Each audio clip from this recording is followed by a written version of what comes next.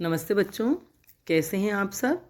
आज हम कक्षा 12 की पाठ्य पुस्तक हिंदी साहित्य की पाठ्य पुस्तक सरयू का पाठ 13 गुल्ली डंडा पढ़ेंगे, जिसके लेखक हैं महान उपन्यास सम्राट प्रेमचंद।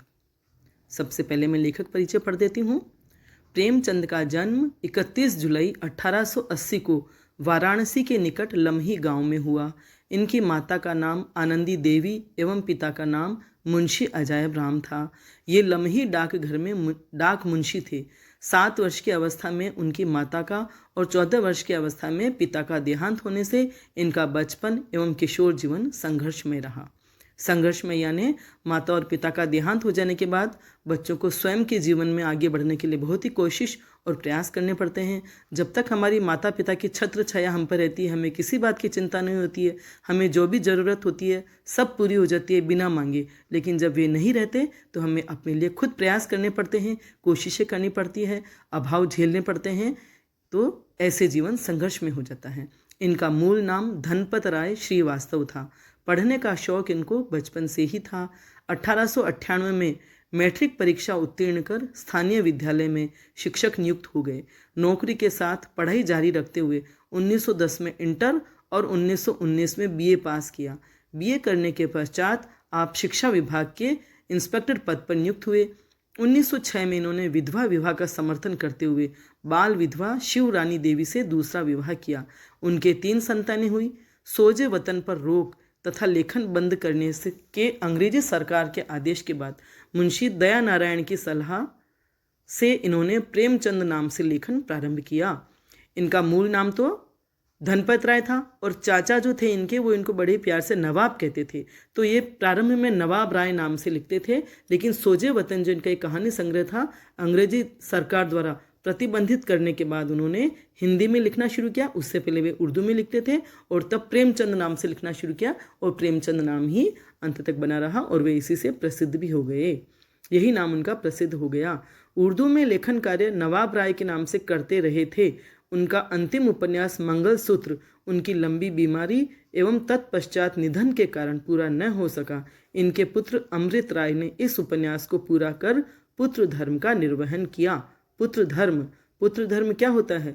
पिता कोई काम अधूरा छोड़ के चले जाते हैं तो उसे पुत्र के द्वारा पूरा किया जाता है। तो यहाँ प्रेमचंद द्वारा जो उपन्यास अधूरा रह गया था उसे उनके पुत्र अमृत राय ने पूरा किया, इसलिए यहाँ पुत्र धर्म की बात कही गई है। मुंशी प्रेमचंद ने हिंदी साहित्य को नाटक, निबंध, उपन्यास एवं कहानी जैसी अनेक विधाओं से समृद्ध किया। मतलब उन्होंने हिंदी साहित्य को ढेर सारे नाटक, निबंध, उपन्यास और कहानियाँ लिख करके दी, जिससे हिंदी साहित्य समृद्ध हुआ। साथ ही उन्होंने संपादन एवं अनुवाद कार्य भी किया, परंतु इनको प्रसिद्धि एक कथाकार एवं उपन्यासकार के रूप में ही मिली। मतलब इन्होंने पत्र पत्रिकाओं का संपादन भी किया, संपादक का कार्य भी किया और दूसरी भाषाओं के साहित्य का अपनी हिंदी भाषा में या अन्य भाषाओं में अनुवाद भी किया। लेकिन इनको प्रसिद्धि एक कहानीकार और उपन्यासकार के रूप में ही प्राप्त हुई। बंगाली के प्रसिद्ध साहित्यकार शरद चंद्र ने इन्हें उपन्यास सम्राट की उपाधि दी। प्रेमचंद तत्पश्चात मतलब प्रेमचंद उसके बाद उपन्यास सम्राट नाम से प्रसिद्ध रहे। इनका रचना संसार इस प्रकार है। इन्होंने जो नाटक लिखे उनका नाम है संग्राम एवं करबला। संग्राम लिखा इन्होंने 1922 में और करबला लिखा 1928 ईस्वी में। कोई भी बात कही जाती है, लिखी जाती है, उसके साथ कोष्ठक में अगर कुछ कहा जाता है तो वो बाहर वाली जो बात होती है उसी के बारे में समझाया जाता है या और विस्तृत जानकारी दी जाती है। तो यहाँ उन्होंने संग्राम और करबला जो नाटक लिखे वे क्रमशः 1922 और 1928 ईस्वी में लिखे। उनके जो निबंध और लेख विभिन्न पत्र पत्रिकाओं में प्रेमचंद के निबंध छपते रहे, जिनमें इन्होंने सामाजिक एवं साहित्यिक चिंताओं की अभिव्यक्ति की है।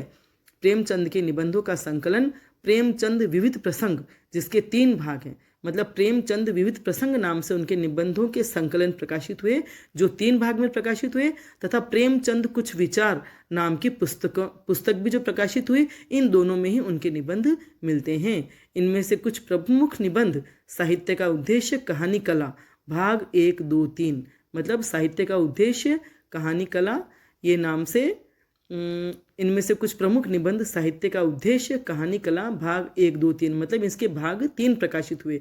हिंदी उर्दू की एकता, महाजनी सभ्यता, उपन्यास, जीवन में साहित्य का स्थान आदि है।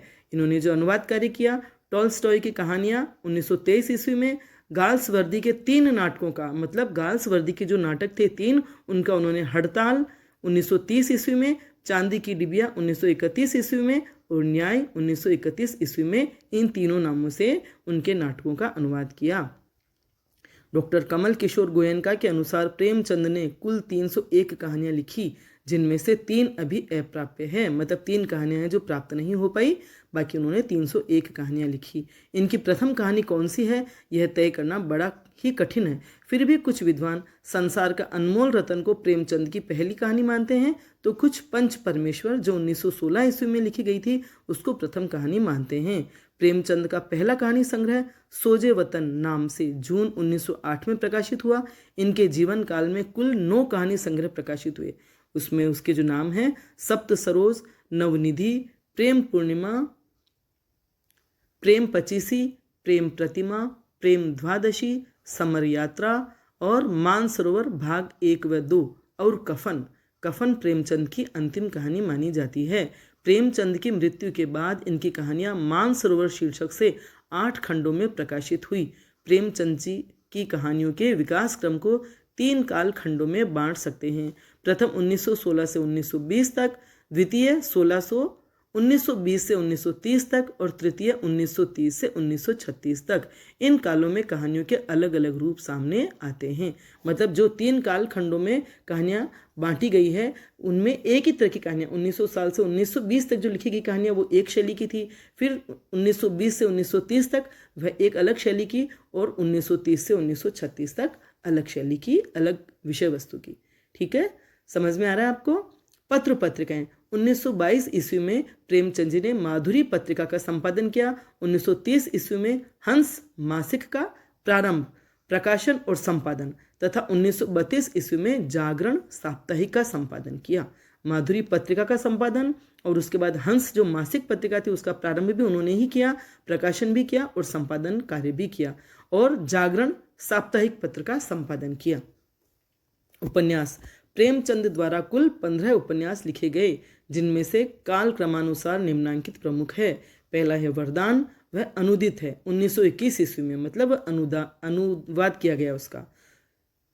दूसरा है प्रेमा, वो 1907 ईस्वी में लिखा गया। तीसरा रूठी रानी 1907 ईस्वी में, सेवा सदन 1918 में, प्रेमाश्रम 1921 में, रंगभूमि 1925 में, कायाकल्प 1926 में, निर्मला 1927, गबन 1931 में, कर्मभूमि 1932 में, गोदान 1936 में और मंगलसूत्र जो अधूरा रहा वह 1948 ईस्वी में प्रकाशित हुआ, जो उनके पुत्र के द्वारा पूरा किया गया। ठीक है, आगे बढ़ें। अब पाठ परिचय है। पाठ के बारे में बताया गया है कि पाठ का मूल भाव, पाठ का मूल कथानक, मूल संदेश क्या है। प्रस्तुत कहानी गुल्ली डंडा में बचपन की यादें संजोई गई हैं। कहानी बड़े ही कौशल से इस सच्चाई को चरितार्थ करती है कि पद और प्रतिष्ठा मनुष्य के बीच के नैसर्गिक संबंध को समाप्त कर देती है। अर्थात इस कहानी में बड़ी ही कुशलता से यह चित्रित किया गया है, यह चरितार्थ किया गया है कि पद और प्रतिष्ठा का जो अंतर होता है वह मनुष्य के बीच का जो नैसर्गिक और सहज संबंध होता है उसे खत्म कर देता है। कहानी में कथानायक और गया दोनों बाल सखा हैं, मतलब बचपन के मित्र हैं। दोनों ही बाल अवस्था में बिना किसी भेदभाव के गुल्ली डंडा खेलते थे। कथानायक जो कि थानेदार का लड़का था, दांव देने के विवाद में गया के हाथों पिट भी गया था, परंतु उसने किसी से शिकायत नहीं की। 20 साल बाद कथानायक जो अब इंजीनियर हो गया है उसी गांव में आता है। यहाँ वह बचपन की स्मृतियों को सजीव करने के लिए गया से मिलता है और उसके साथ गुल्ली डंडा खेलना चाहता है। उसके बहुत आग्रह पर गया खेलता तो है, लेकिन उसके खेल में बचपन वाली बात कथानायक को नज़र नहीं आती है। यहाँ कथानायक सोचता है कि उसकी अफसरी गया और उसके बीच दीवार बन गई है। यह दर्शाते हुए कहानी का समापन हो जाता है और यही इस कहानी का मूल भाव है, यही इस कहानी में बताया गया है, यही इस कहानी का उद्देश्य है। ठीक है, अब है मूल पाठ। हमारे अंग्रेज दोस्त माने या न माने, मैं तो यही कहूँगा कि गुल्ली डंडा सब खेलों का राजा है। अब भी कभी लड़कों को गुल्ली डंडा खेलते देखता हूँ तो जी लोटपोट हो जाता है।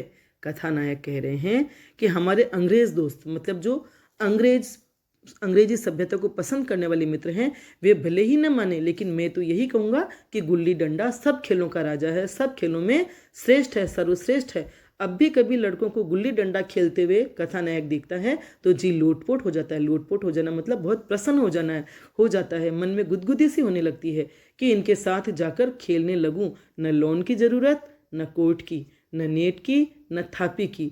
मज़े से किसी पेड़ से एक टहनी काट ली, गुल्ली बना ली और 2 आदमी भी आ गए तो खेल शुरू हो गया। क्योंकि और जो अंग्रेजी खेल खेले जाते हैं या विदेशी खेल या विलायती खेल होते हैं उनके लिए लॉन मतलब मैदान चाहिए, कोर्ट चाहिए, नेट चाहिए, थापी चाहिए। लेकिन गुल्ली डंडा ऐसा खेल है कि किसी भी पेड़ की एक टहनी काट लो, गुल्ली और डंडा बना लो और 2 बच्चे भी अगर मिल जाएं, 2 खिलाड़ी भी मिल जाएं तो वो खेल शुरू हो जाता है। विलायती खेलों में सबसे बड़ा ऐब है, ऐब माने खराबी है कि उनके सामान महंगे होते हैं। जब तक कम से कम 1 सैकड़ा खर्च न कीजिए खिलाड़ियों में शुमार नहीं हो सकता। मतलब जो विदेशी खेल हैं, जो अंग्रेजी खेल हैं या अंग्रेजी सभ्यता वाले खेल हैं, वे बड़े, उनमें सामान बड़े महंगे होते हैं। वे खेल ऐसे सीधे साधे नहीं है कि आप ऐसे ही खेल लें जैसे गुल्ली डंडा खेल लेते हैं। उनके सामान खरीदने पड़ते हैं और उन पर सैकड़ों रुपए खर्च करना पड़ता है। उस वक्त जो सैकड़ा था तो अब हज़ारों रुपए हो जाते हैं और जब तक इतने रुपए खर्च न कर लो तब तक वह खेल खिलाड़ियों में शुमार नहीं हो सकता। न तो वह खेल खेल कहलाता है, न वो खेलने वाले खिलाड़ी खिलाड़ियों में शामिल किए जाते हैं। शुमार मतलब शामिल। यहाँ गुल्ली डंडा है कि बिना हर फिटकरी के चोखा रंग देता है। मतलब और गुल्ली डंडा ऐसा खेल है कि कोई खर्चा भी नहीं करना पड़ता, कोई ज़्यादा मेहनत भी नहीं करनी पड़ती और भरपूर मज़ा उसमें आ जाता है। पर हम अंग्रेजी चीज़ों के पीछे ऐसे दीवाने हो रहे हैं कि अपनी सभी चीज़ों से अरुचि हो गई। हम अंग्रेजी सभ्यता के पीछे इतने पागल हो रहे हैं कि हमारे देश की हर चीज़, हर बात, चाहे वह खेल कूद हो, चाहे कुछ भी, खान पान, रहन सहन, हर चीज़ हमें बुरी लगती है या अब पसंद नहीं आती है। स्कूलों में हर एक लड़के से 3-4 रुपए सालाना केवल खेलने की फीस ली जाती है। किसी को यह नहीं सोचता कि भारतीय खेल खिलाएं जो बिना दाम कौड़ी के खेले जाते हैं। तो लेखक ये चाहते हैं कि हमारे देश में हमारे ही देश के खेल खेले जाने चाहिए, विदेशी खेल नहीं खिलाए जाने चाहिए जिनकी फीसें ली जाती है स्कूलों में। अंग्रेजी खेल उनके लिए हैं जिनके पास धन है। गरीब लड़कों के सिर क्यों यह व्यसन मढ़ते हो? सही बात है, अंग्रेजी खेल वो खेलें जो पैसे वाले हैं। सरकारी स्कूलों में या स्कूलों में फीस ले लेकर के उन गरीब लड़कों के सिर पर यह ज़बरदस्ती क्यों की जाती है कि वे यह खेल खेलें? व्यसन मने लत या आदत। ठीक है, गुल्ली डंडा से आंख फूट जाने का भय रहता है। कोई गुल्ली डंडा के विपक्ष में ये बात कहते होंगे कि गुल्ली डंडा खेलने से आंख फूट सकती है, कि डंडी मतलब गुल्ली जो है किसी के आंख में लग जाए तो आंख फूट सकती है। तो क्रिकेट से सिर फूट जाने, तिल्ली फट जाने, टांग टूट जाने का भय नहीं रहता? तो लेखक कहते हैं क्या क्रिकेट से कोई डर नहीं रहता क्या? अगर गुल्ली से आंख फूट सकती है तो क्रिकेट से भी सिर फूट सकता है, तिल्ली फट सकती है और टांग भी टूट सकती है। अगर हमारे माथे में गुल्ली का दाग आज तक बना हुआ है तो हमारे कई दोस्त ऐसे भी हैं जो थापी को बैशाखी से बदल बैठे।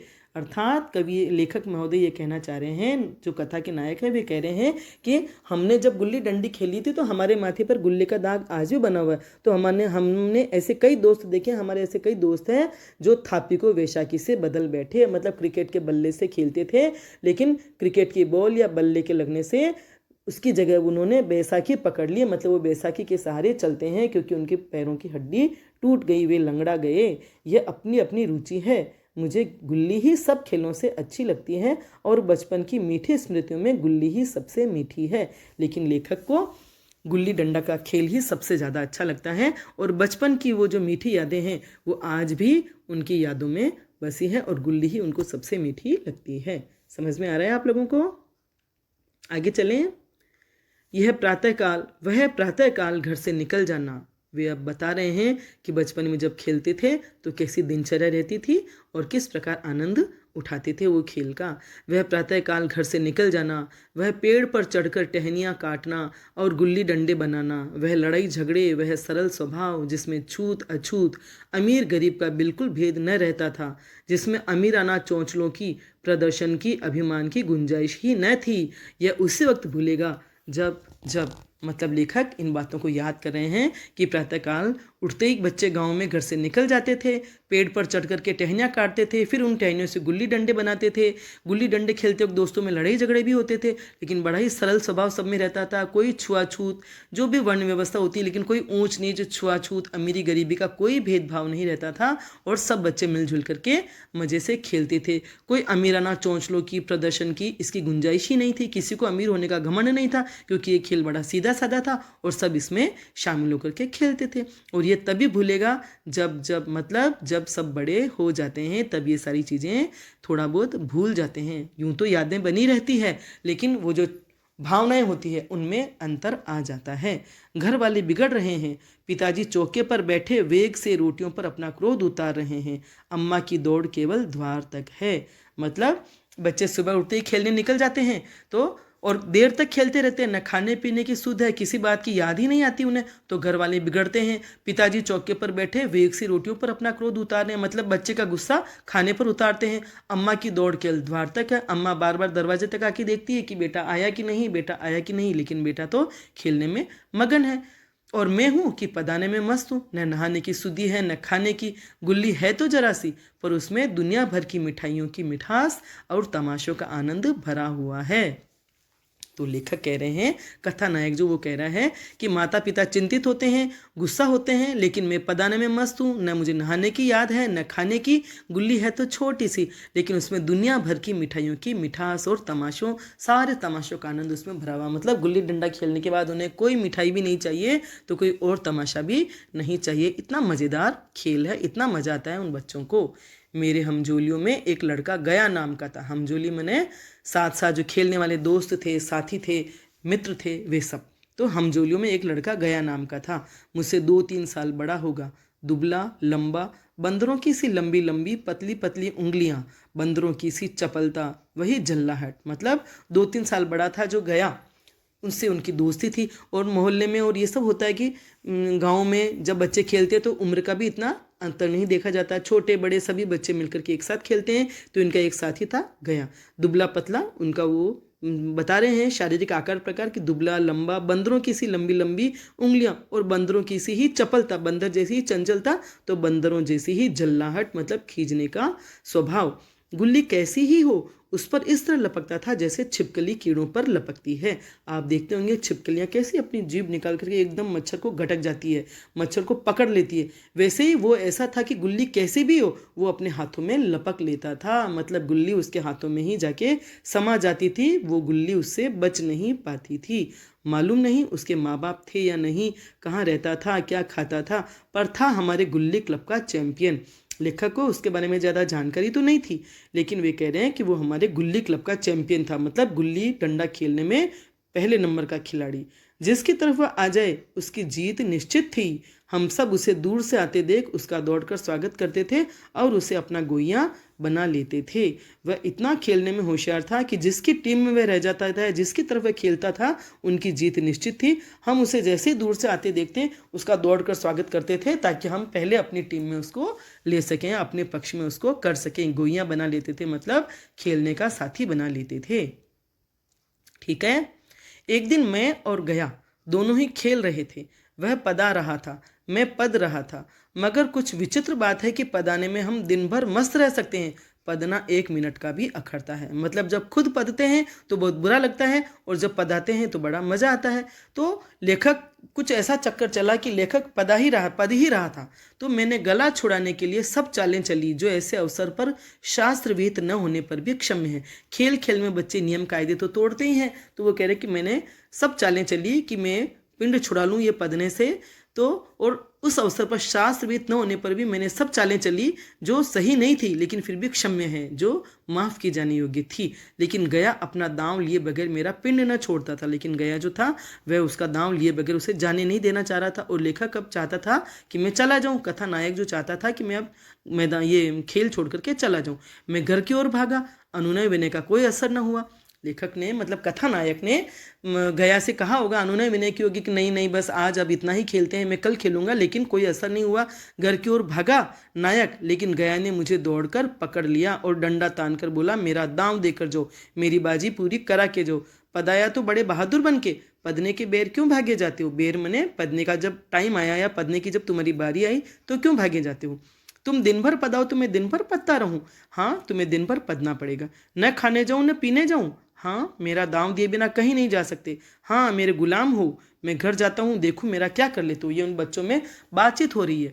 नायक कह रहा है कि मैं घर जाऊं ही नहीं, क्या खाऊंगा भी नहीं पीऊंगा भी नहीं, पर वो गया जिद कर रहा है कि नहीं, मेरा दाम दिए बिना नहीं जा सकते। कितने प्यारे प्यारे संवाद है, बिल्कुल बच्चों के मन के अनुरूप, बच्चे किस तरह की बात कर सकते हैं उनके अनुरूप।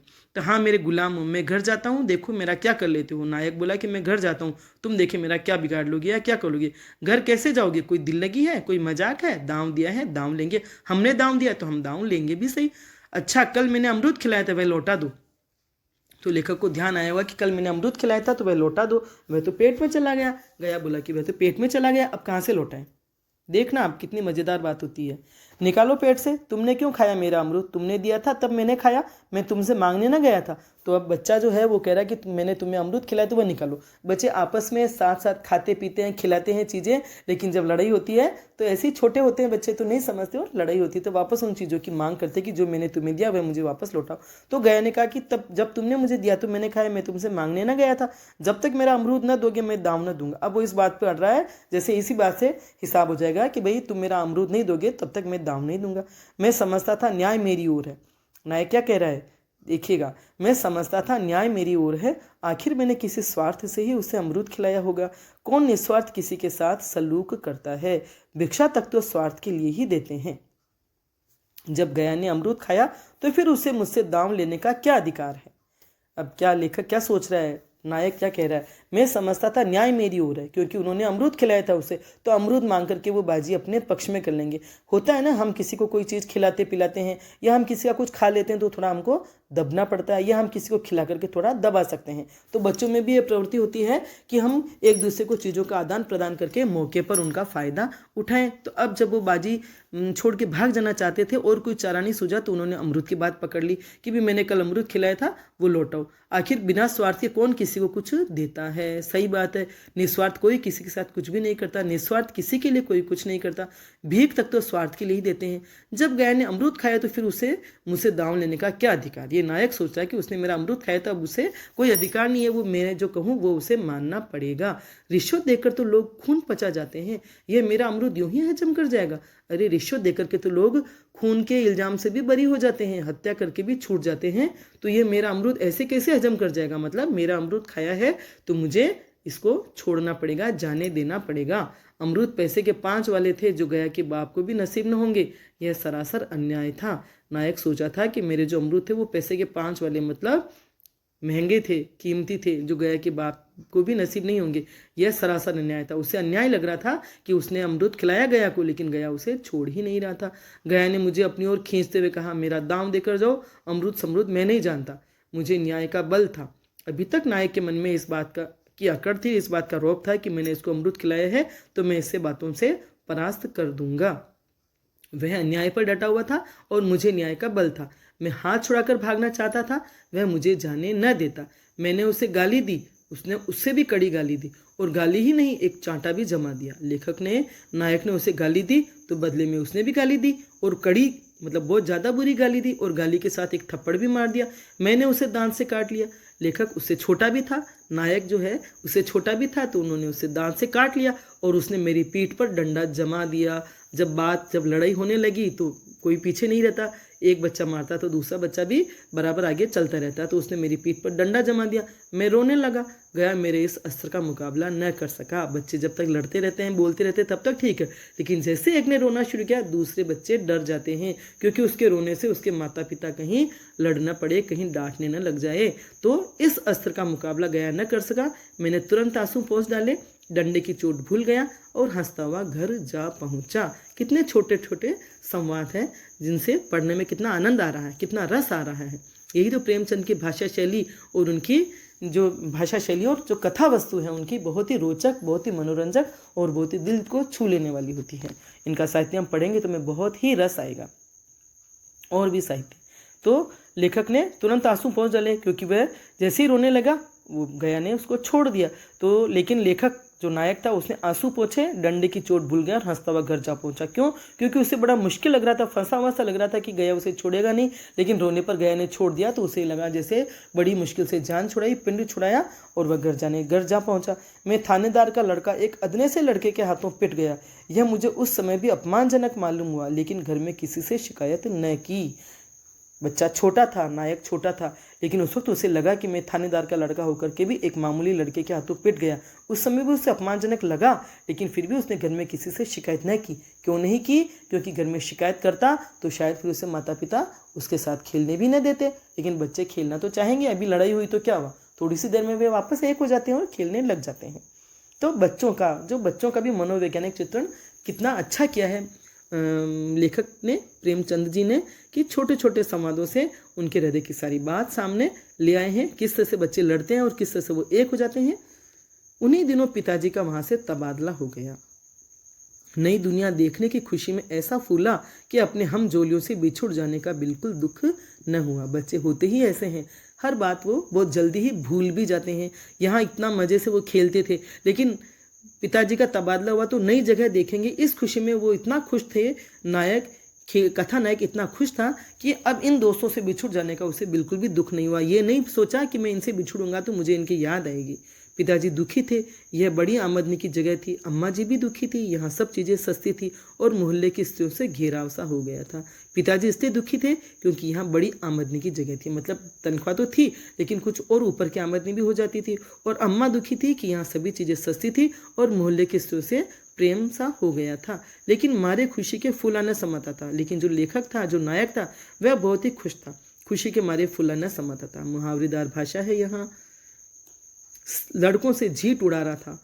वहाँ ऐसे घर थोड़े ही होते हैं, ऐसे ऐसे ऊंचे घर हैं कि आसमान से बातें करते हैं। लड़कों के सामने वो गप्पा लगा रहा था, ऊंची ऊंची बातें कर रहा था कि ताकि बच्चे उनसे प्रभावित हो जाएं और वो समझे कि अरे भाई ये तो बहुत ही ऊंची चीज़ है या बहुत ही ऊंची बात कर रहा है।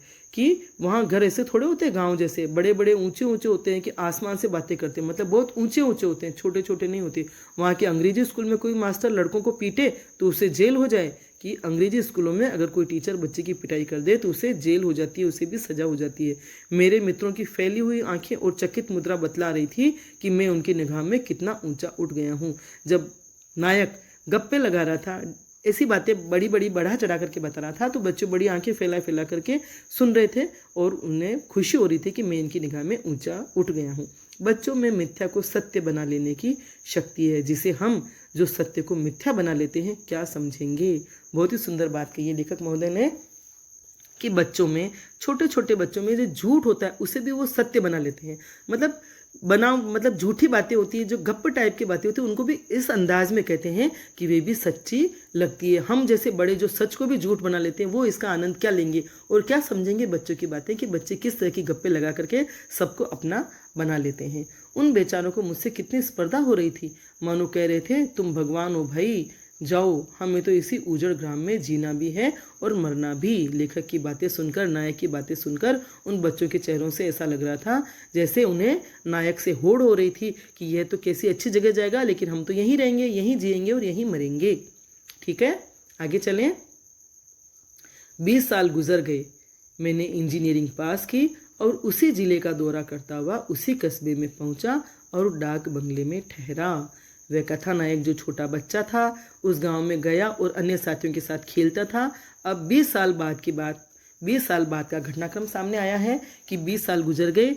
वो जो छोटा सा बच्चा था, जो नायक था, उसने इंजीनियरिंग पास की और उसी जिले का दौरा करता हुआ उसी कस्बे में पहुंच गया जहां वह बचपन में रहा था और डाक बंगले में ठहरा। उस स्थान को देखते ही इतनी मधुर बाल स्मृतियां हृदय में जाग उठी कि मैंने छड़ी उठाई और कस्बे की सैर करने निकल पड़ा। उस जगह पर आते ही उन्हें जो बचपन की स्मृतियाँ थी, छोटे उस उम्र में जब खेल कूद करते थे, यहीं पे बचपन उनका यहीं बीता था, तो ये मधुर जो स्मृतियाँ थी वे उनके हृदय में जाग उठी, यादें जाग उठी। उन्होंने छड़ी उठाई और कस्बे की सैर करने निकल पड़े ताकि इस कस्बे को देख करके मैं अपनी यादें ताज़ा कर लूँ। आंखें किसी प्यासे पथिक की भांति बचपन के उन क्रीड़ा स्थलों को देखने के लिए व्याकुल हो रही थी, पर उस परिचित नाम के सिवा वहाँ और कुछ परिचित न था। आंखें जैसे प्यासी थी, प्यासे पथिक की तरह बचपन के उन खेलने की जगहों को देखने के लिए व्याकुल हो रही थी। जहाँ जहाँ वे खेलते थे, भाग दौड़ करते थे, घूमते फिरते थे, उनको देखने के लिए बेचैन हो रही थी। लेकिन उस परिचित नाम के सिवा वहाँ और कुछ परिचित न था। गांव का नाम था परिचित कि इस गांव में हम रहे थे, लेकिन वहाँ सब कुछ बदल गया था। जहाँ खंडहर था वहाँ पक्के मकान खड़े थे, जहाँ बरगद का पुराना पेड़ था वहाँ अब सुंदर बगीचा था। स्थान की काया पलट हो गई थी, सब कुछ बदल चुका था, पहले जैसा कुछ भी नहीं था। जहाँ खंडहर थे, टूटे फूटे मकान थे, वहाँ पक्के मकान खड़े थे, और जहाँ बरगद का पुराना पेड़ था वहाँ बहुत ही सुंदर बगीचा था। अगर उसके नाम और स्थिति का ज्ञान न होता तो मैं इसे पहचान भी न सकता। अगर लेखक को गांव के बारे में पता न होता कि ये वही गांव है, तो इन जगहों को देख करके वे पहचान भी नहीं पाते कि यह वही गांव है। बचपन की संचित और अमर स्मृतियां वहां खोले अपने उन पुराने मित्रों से गले मिलने को अधीर हो रही थी। बचपन की संचित मने इकट्ठी और अमर, जो मिट नहीं सकती, ऐसी स्मृतियां, ऐसी यादें जैसे वहां खोल करके उन्हें अधीर कर रही थी, बेचैन कर रही थी कि वे पुराने मित्रों से गले मिल जाएं। मगर वह दुनिया तो बदल गई थी। ऐसा जी होता था कि उस धरती से लिपट कर रोऊं और कहूँ, तुम मुझे भूल गई, मैं तो अब भी तुम्हारा वही रूप देखना चाहता हूँ। उसे बचपन की सब बातें याद आ रही थी और उन्हें वही लग रहा था कि सब कुछ पहले से जैसा होता, काश तो मेरा मन कितना खुश होता। सही बात है, कोई भी हो, जिसका भी बचपन जहाँ बीतता है, उसे उस जगह से बहुत ही लगाव, बहुत ही अपनापन हो जाता है, और जीवन भर वह बचपन और बचपन की बातें, बचपन की घटनाएं, बचपन के खेलकूद, बचपन का बिताया हुआ जो स्थान होता है उसे भूल नहीं पाता। तो यहाँ लेखक की भी, उस नायक की भी यही दशा हो रही है। उनका जी होता था कि इस धरती से लिपट कर रोएं और कहें कि तुम मुझे भूल गई, मैं तो तुम्हें अभी भी उसी रूप में देखना चाहता हूँ। चले आगे। सहसा एक खुली हुई जगह में मैंने 2-3 लड़कों को गुल्ली डंडा खेलते देखा। एक क्षण के लिए मैं अपने को बिल्कुल भूल गया कि मैं एक ऊंचा अफसर हूँ, साहबी ठाठ में, रौब और अधिकार के आवरण में। जब लेखक गांव में घूमने के लिए निकले, नायक जब गांव में घूमने के लिए निकला, तो सहसा मैंने अचानक एक खुली हुई जगह में, जहाँ खुला हुआ सा मैदान होगा, वहाँ उन्होंने 2-3 लड़कों को गुल्ली डंडा खेलते हुए देखा। तो पल भर के लिए वो अपने आप को भूल ही गए, क्योंकि वो बचपन का खेल और सारा याद आ गया उन्हें, कि वे भूल गए कि मैं एक ऊंचा अफसर हूँ, साहबी ठाठ में, रौब में और अधिकार के आवरण में। मतलब वे भूल गए कि मैं एक अफसर हूँ, अब बच्चा नहीं रहा पुराना वाला। जरूर जाकर एक लड़के से पूछा, क्यों बेटे, यहाँ कोई गया नाम का आदमी है? तो लेखक ने सोचा, नायक ने सोचा कि भाई पुराने मित्रों में से जरूर कोई ना कोई होंगे, और गया उनको अच्छे से याद था, तो उन्होंने गया के बारे में जानकारी ली। एक लड़के ने गुल्ली डंडा समेटकर सहमे स्वर में कहा, कौन गया? गया चर्मकार? मैंने यूं ही कहा, हाँ वही। गया नाम का कोई आदमी है तो शायद वही हो। लेखक को ये तो ध्यान नहीं रहा कि वह चर्मकार था या नहीं, लेकिन नाम सुनते उनको लगा कि चलो गया नाम का कोई व्यक्ति तो है, देखे तो सही, शायद वही हो। हाँ है तो, जरा उसे बुला सकते हो? लड़का दौड़ता हुआ गया और एक क्षण में एक 5 हाथ के काले देव को साथ लिए आता दिखाई दिया। मतलब एक लंबे चौड़े काले रंग के व्यक्ति को साथ लेके आया। मैं दूर से ही पहचान गया। उसकी ओर लपकना चाहता था कि उसके गले लिपट जाऊं, पर कुछ सोच कर रह गया। बोला, कहो गया, मुझे पहचानते हो? बचपन ऐसा ही होता है, इतना मीठा, और बचपन की यादें भी इतनी ही मीठी। लेखक ने उनको देखते ही, गया को देखते ही उनका मन हुआ कि उससे लिपट जाए, लेकिन फिर भी बड़े होने पर कुछ न कुछ दूरी आ जाती है। अचानक एकदम कैसे मिले, क्योंकि उनमें बहुत अंतर था, पद का, जाति का, तो इसलिए वो अचानक झिझक गए कि मैं कैसे उससे गले लिपटूं, और वह सोच करके ही रह गए। बोले, गया, मुझे पहचानते हो? गया ने झुककर सलाम किया, हाँ मालिक, भला पहचानूंगा क्यों नहीं, आप मज़े में रहे। मतलब एक पल में जैसे वो गया को पहचाने, गया भी उनको पहचान गया। बहुत मज़े में, तुम अपनी कहो। डिप्टी साहब का साइस हूँ। साइस मने डिप्टी साहब के यहाँ वो घोड़ा वोड़ा की रखवाली करते होंगे।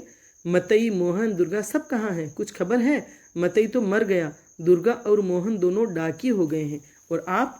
उसने कहा, मतई जो उनका एक मित्र था वह तो मर गया, और दुर्गा और मोहन दोनों डाकी हो गए हैं, मतलब पोस्टमैन हो गए हैं। और आप? मैं तो जिले का इंजीनियर हूँ, सरकार तो पहले ही बड़े जहीन थे। तो जब नायक ने बताया कि मैं तो इंजीनियर हूँ, तो उसने कहा कि सरकार तो पहले ही बहुत जहीन थे, मतलब हम तो गंवार थे, लेकिन आप तो पहले ही बहुत अच्छे घर से और पढ़े लिखे व्यक्ति थे। अब कभी गुल्ली डंडा खेलते हो? गया ने मेरी ओर प्रश्न की आंखों से देखा। अब गुल्ली डंडा क्या खेल लूँगा सरकार, अब तो धंधे से ही छुट्टी नहीं मिलती।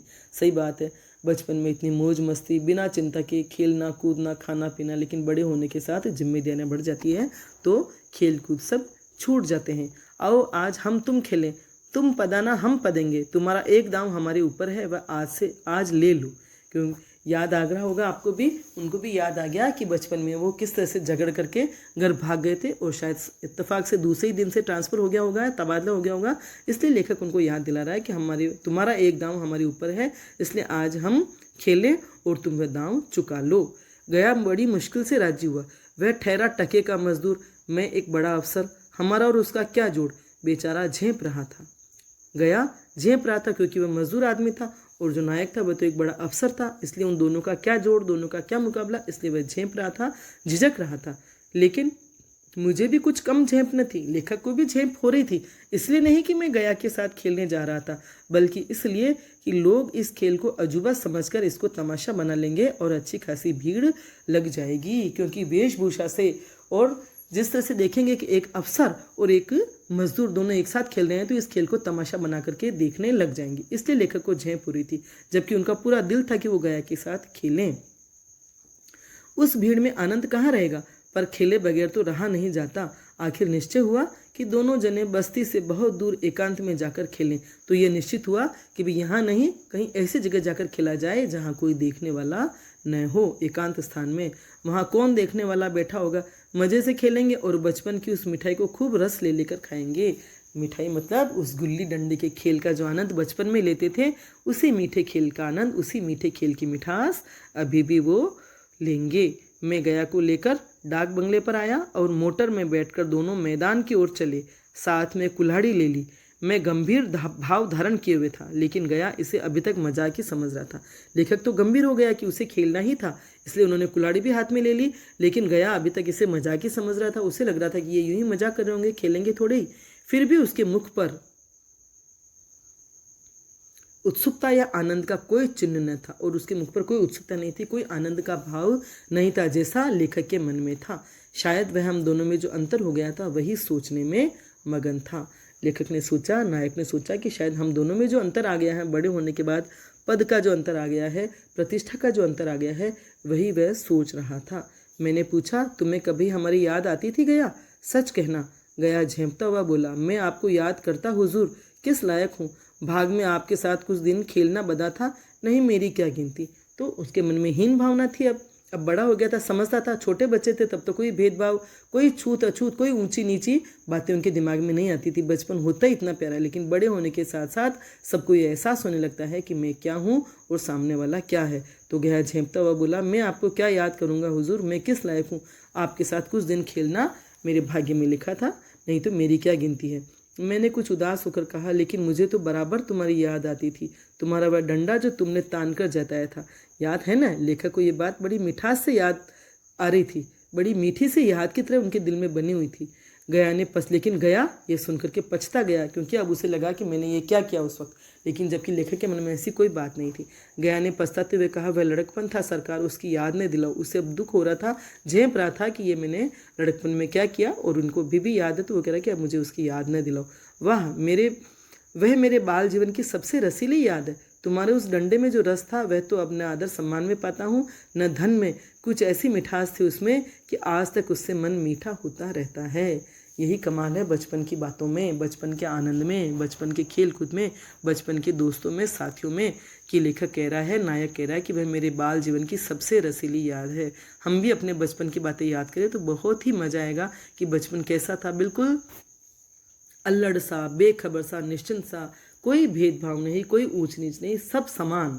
तो लेखक के मन में जो वो बचपन की बातें थी बहुत ही खुशी देती थी उनको, और वो कह रहे हैं कि मैं उससे आज भी मेरा मन मीठा होता रहता, मतलब मैं उसे याद कर करके आज भी खुश होता रहता हूँ। और तुम्हारे उस डंडे में जो रस था वह अब न आदर सम्मान में पाता हूँ न धन में। इतनी देर में हम बस्ती से कोई 3 मील निकल आए। चारों तरफ सन्नाटा है, सन्नाटा मतलब एकदम खामोशी है, चुप्पी है।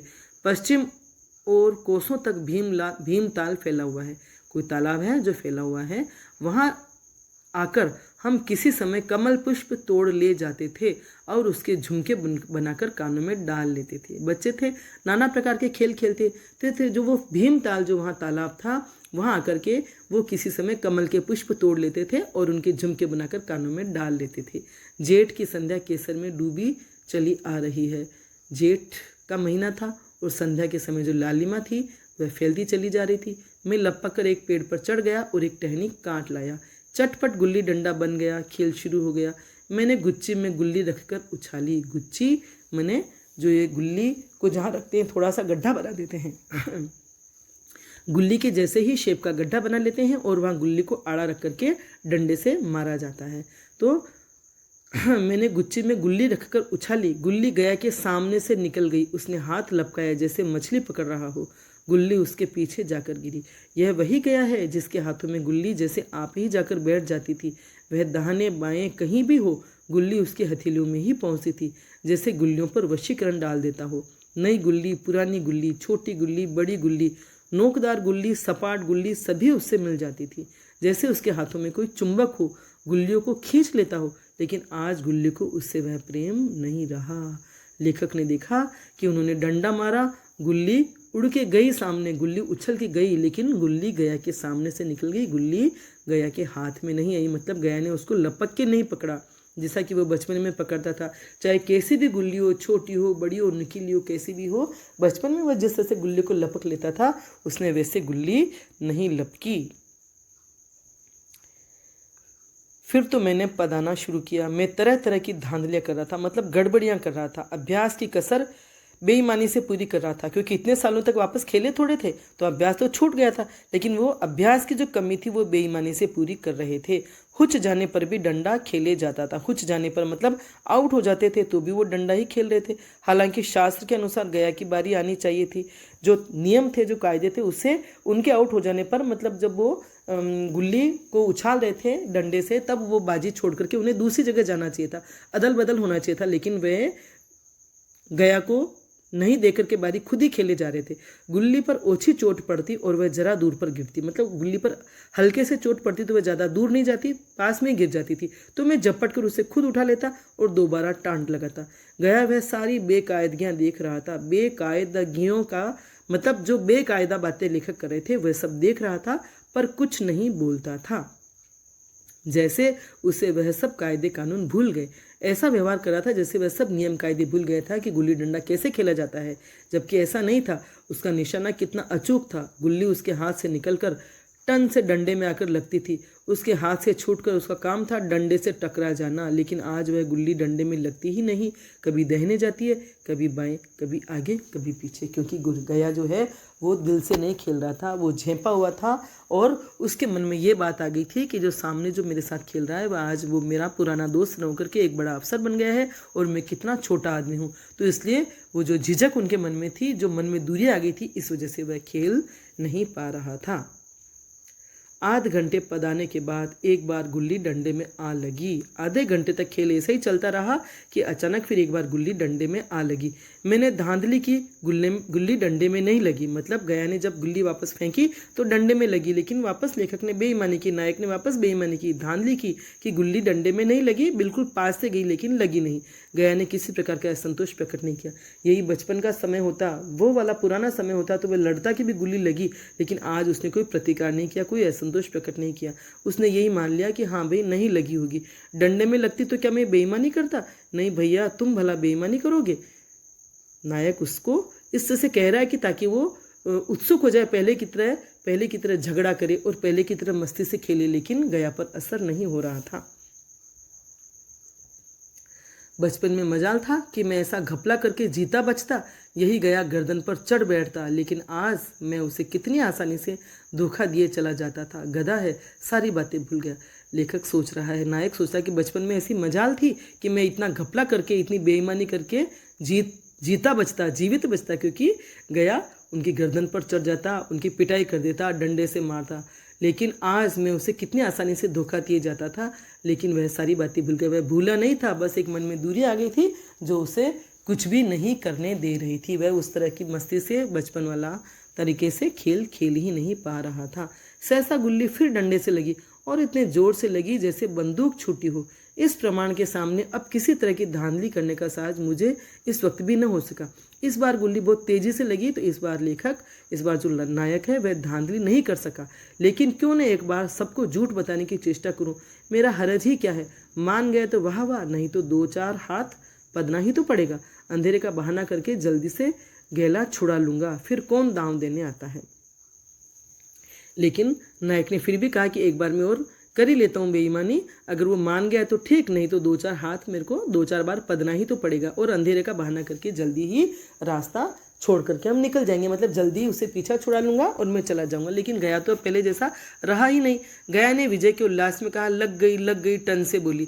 मैंने अनजान बनने की चेष्टा करके कहा, तुमने लगते देखा? मैंने तो नहीं देखा। वे वापस ऐसी चीटिंग करने वाले थे। टन से बोली है सरकार, और जो किसी ईंट से लग गई हो। मेरे मुख से यह वाक्य उस समय कैसे निकला इसका मुझे खुद आश्चर्य है। इस सत्य को जुटलाना वैसा ही था जैसे दिन को रात बताना। हम दोनों ने गुल्ली को डंडे से जोर से लगते देखा था, लेकिन गया ने मेरा कथन स्वीकार कर लिया। वो बहस करना चाह रहा था नायक कि पहले की तरह बहस होती, लड़ाई होती, लेकिन गया ने एक बार कहा कि हाँ लगी, लेकिन जब लेखक ने कहा कि नहीं किसी ईंट से लग गई तो, और गया ने इस बात को स्वीकार कर लिया। वो बात को बढ़ाना नहीं चाहता था, पहले जैसा उसका मन था ही नहीं।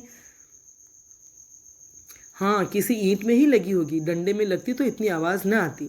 मैंने फिर पदाना शुरू कर दिया, लेकिन इतनी प्रत्यक्ष धांधली कर लेने के बाद गया की सरलता पर मुझे दया आने लगी। इसलिए जब तीसरी बार गुल्ली डंडे में लगी तो मैंने बड़ी उदारता से दांव देना तय कर दिया कि अब जब वो देख रहा कि मैं इतनी धांधली कर रहा हूँ, मैं इतनी गड़बड़ कर रहा हूँ, 2 बार मैंने ऐसे कर दिया, लेकिन फिर भी गया उसको मान जाता है सरलता से, तो अब उस लेखक को उस पर दया आने लगी, क्योंकि वह समझ गया कि गया ऐसा क्यों कर रहा है। इसलिए जब तीसरी बार गुल्ली डंडे में लगी तो खुद नायक ने दांव देना तय कर दिया। गया ने कहा, अब तो अंधेरा हो गया भैया, कल पर रखो। तब गया ने कहा कि अब अंधेरा हो गया इसलिए कल खेलेंगे। मैंने सोचा कल बहुत सा समय होगा, यह न जाने कितनी देर पदाए, इसलिए इसी वक्त मामला साफ कर लेना अच्छा होगा। लेखक वही बचपन वाली बात उनके मन में आ गई। उन्होंने सोचा कि कल फिर ज़्यादा टाइम लगेगा और न जाने कितनी देर तक मुझे पदाता रहेगा, इसलिए अभी ये हिसाब हो जाए तो अच्छा रहेगा। नहीं, अभी बहुत उजाला है, तुम अपना दांव ले लो। नायक ने कहा कि अभी बहुत उजाला है इसलिए तुम अपना दांव ले लो, गुल्ली सूझेगी नहीं। कुछ परवाह नहीं। गया ने पदाना शुरू किया, पर उसे अब बिल्कुल अभ्यास न था। उसने 2 बार टांड लगाने का इरादा किया, पर दोनों ही बार हुच गया। उसने दो बार कोशिश की, लेकिन हुच गया, मतलब वो खेल से बाहर हो गया, आउट हो गया। 1 मिनट से कम समय में वह दांव पूरा कर चुका था। 1 मिनट से भी कम टाइम में वह दांव पूरा कर लिया उसने। बेचारा घंटा भर पदा, पर 1 मिनट ही में अपना दांव खो बैठा। मैंने अपने हृदय की विशालता का परिचय दिया। एक दांव और खेल लो। तो लेखक ने अपना बड़ा दिल दिखाया कि भाई चलो एक दांव और खेल लो। उसको भी दया है कि बहुत जल्दी आउट हो गया, इसलिए उसने कहा चलो एक दांव और खेल लो, तुम तो पहले ही हाथ में हुच गए। नहीं भैया, अब अंधेरा हो गया, तुम्हारा अभ्यास छूट गया, कभी खेलते नहीं। नायक ने पूछा कि तुम्हारा अभ्यास छूट गया, तुम्हारी प्रैक्टिस छूट गई, कभी खेलते नहीं थे क्या? खेलने का समय कहाँ मिलता है भैया। हम दोनों मोटर पर जा बैठे और चिराग जलते जलते पड़ाव पर पहुंच गए। गया चलते चलते बोला, कल यहीं गुल्ली डंडा होगा, सभी पुरानी खिलाड़ी खेलेंगे, तुम भी आओगे? जब तुम्हें फुर्सत हो तभी खिलाड़ियों को बुलाऊं। तो गया ने जाते जाते कहा कि कल हम यहाँ सभी पुराने खिलाड़ी खेलेंगे, इसलिए तुम्हें फुर्सत हो तभी हम खेल का टाइम निश्चित कर लेते हैं, तुम भी देखने के लिए आना। मैंने शाम का समय दिया और दूसरे दिन मैच देखने गया। तब नायक ने शाम का समय दिया और दूसरे दिन वो मैच देखने गया। कोई 10-10 आदमियों की मंडली थी, 10-10 आदमियों की टीमें थी। कई मेरे लड़कपन के साथी निकले, अधिकांश युवक थे जिन्हें मैं पहचान न सका।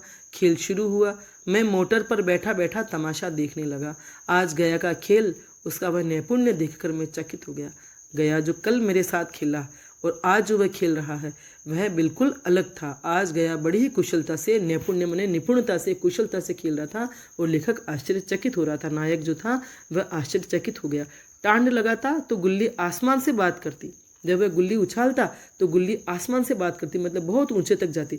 कल की सी वह झिझक, वह हिचकिचाहट, वह बेदिली आज नहीं थी। कल वह बड़े ही बेदिल से खेल रहा था, मतलब वह खेलना ही नहीं चाहता था, लेकिन अफसर है सामने वाला, उसका जो मित्र वो अफसर बन गया है, तो उसके आग्रह को वह टाल न सका।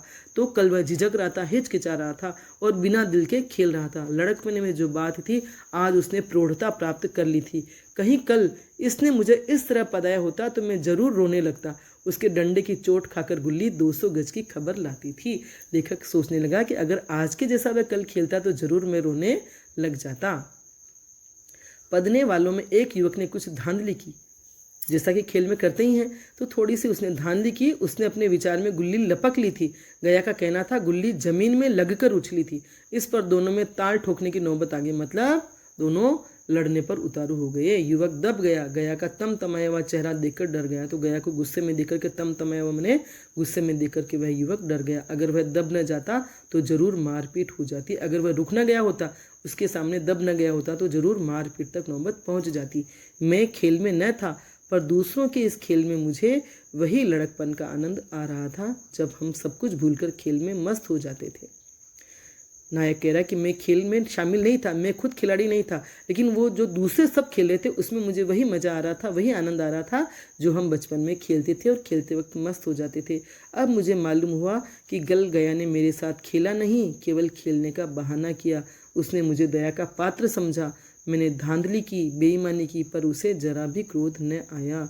अब लेखक को एहसास हुआ कि कल गया मेरे साथ खेला नहीं, बल्कि उसने खेलने का बहाना किया। केवल मेरा मन रखने के लिए वह मेरे साथ खेला और उसने मुझे दया का पात्र समझा। वह अगर अपने तरीके से खेलता तो वाकई में दया का पात्र ही बन जाता, क्योंकि लेखक बहुत जल्दी हार जाता।